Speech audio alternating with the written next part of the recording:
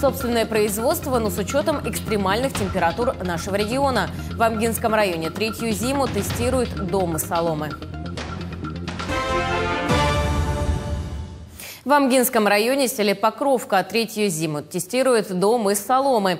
Такой дом из необычного материала построил житель села Михаил Александров.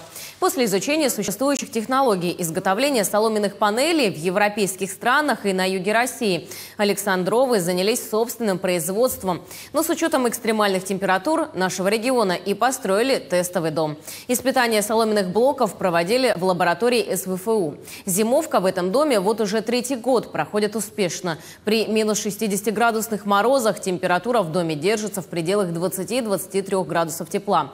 В этом году научно-исследовательские работы заканчиваются и на базе технопарка. Планируется презентация соломенного дома. По итогам эксперимента планируют поставить на поток строительство домов из нового материала. Во-первых, очень комфортно. Просто ощущаю себя как в очень прочном каменном доме.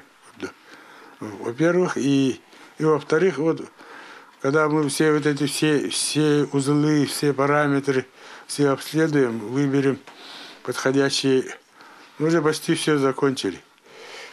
Подходящие утеплители по узлам, сами узлы как делать, как монтировать.